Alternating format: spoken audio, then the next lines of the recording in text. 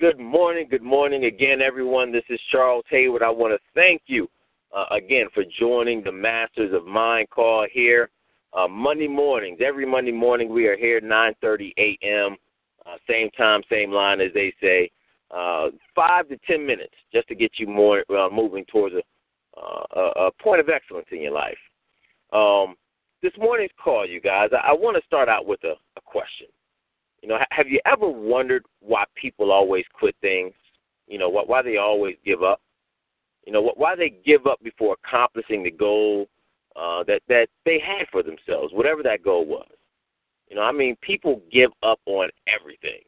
You know, they give up on careers. They give up on marriages. You know, they give up on New Year's resolutions and diets. You know, they give up on businesses, workout regimens. People give up on all sorts of things.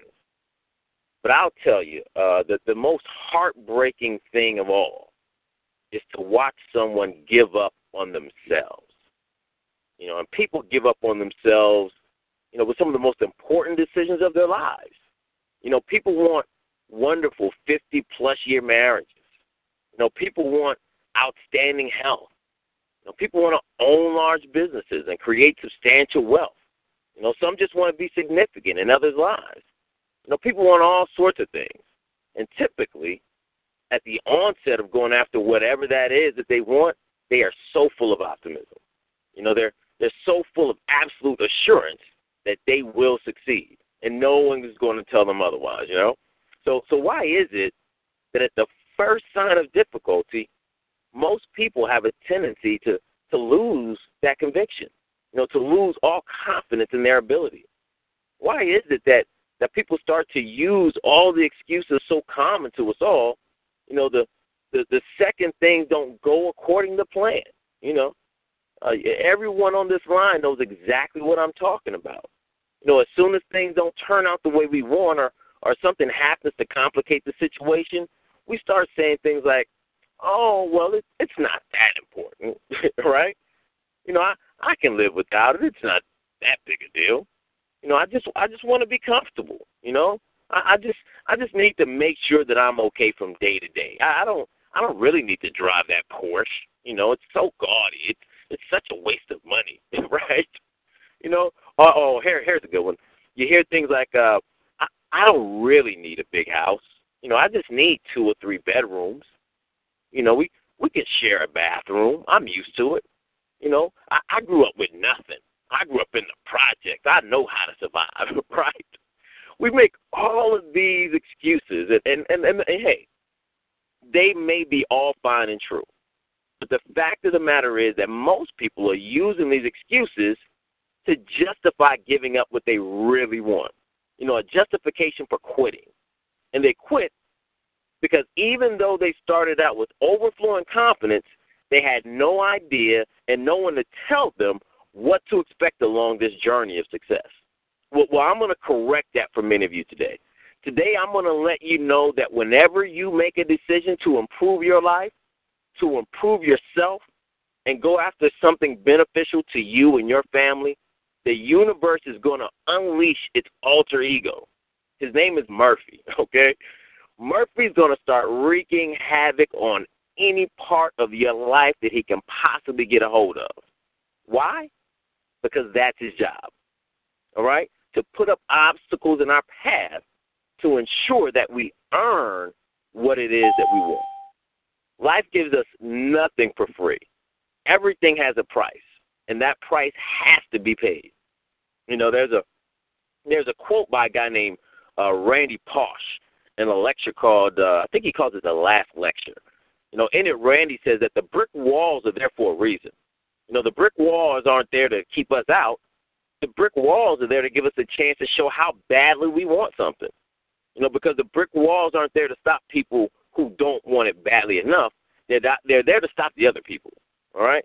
We've all heard the saying that nothing in life is free. So why is it that so many people believe that the things that they want most are going to just come strolling down the street and going to jump in their hands without a fight, you know, without paying the cost that it takes to earn and deserve it? Because they're not going to do that. You know, the best thing that anyone can do for themselves is simply accept that fact roll up their sleeves and prepare for the fight. Now, I call it a fight, but it doesn't have to be a struggle. As I say all the time, it's how you respond to a situation that counts. So no one expect that all the so-called unforeseen things that tend to happen in life, they don't have to be unexpected. When you get ready to move into a direction of excellence, guess what? The car is going to break down. When you get ready to make that big investment, an emergency is going to require that most of those funds get diverted elsewhere. There's going to be a death in the family. The car is going to get stolen. The spouse is suddenly going to leave you. Inflation is going to cause the cost of everything to triple. You're going to get sued because the dog bit the neighbor's kid. A burglar is going to break into the house and steal all your prized possessions. Your most trusted associate is going to embezzle the money left over from the emergency. You'll catch the flu, sprain an ankle, you have to pick up little Johnny from school because he got into a fight, and all of it is going to happen in 24 hours. Of course, I'm going extremely overboard here, but the point is that things are going to happen in an inexplicably perfect way to produce a brick wall in your path that will make you contemplate using the phrase that I love the absolute least, and that phrase is I can't. I tell you, it puts a bad taste in my mouth just to say it. And usually what people do is use a little of what I like to call brain sugar to make it easier to accept. Like, I can't because I don't have the time, or I can't because I don't have the money, or because there's an emergency, because someone passed, because the car broke down, because. I can't is nothing more to you guys than a lapse in self-love. That you aren't loving yourself enough to work through the pain and earn what it is that you deserve and desire. Know that every time you use that despicable phrase, that what you've done is allowed the outside world to dictate to you who you are and what you're capable of. You've allowed circumstances to control your thoughts and your actions. And you're reacting to the situation, not using intelligent thought to respond to it. Decide today that you will respond differently to those situations in the future. That instead of I can't, you'll start to say I will in spite of. Will it mean rearranging some things? Maybe. Might you upset some people? Possibly. But understand that most people don't succeed because they simply do what everyone else does. Don't allow the rules that the masses have imprisoned themselves with to imprison you. Example, like birthdays and anniversaries must be celebrated on the day. Why? If something comes up that's going to benefit your life, what's the problem with celebrating a week earlier or a week later? One of my life and success coaches mentioned to me last night, it's a perfect quote for this, as a matter of fact. He said, it takes a strong fish to swim upstream, but a dead fish can go with any current. If you want to be successful at anything in this world, see what the masses are doing and do the opposite. If you do that, you can be pretty sure that you're doing whatever it is that's going to allow you to accomplish what the masses only wish for.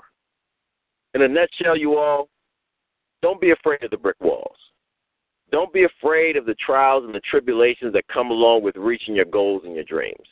As a matter of fact, you should cherish them as an opportunity to get stronger as a person. It's not by giving up and working through those difficulties that allows you to develop the strength that you need to succeed. It's in those moments that you find out who you are, and what you need to do to become who you want to be. Whenever you want to use that self-defeating phrase, I can't, every time the pressure seems to be too great for you to take another step, I want you to remember that diamonds are made under pressure, and I want you to take that step anyway. Listen, thank you guys again for being a part of this week's Masters of Mind call. Again, we're here every Monday, same time, same line. I look forward to meeting with you guys next week. And as always, remember that your destination in life is not determined by what happens to you. but rather what you do about what happens to you.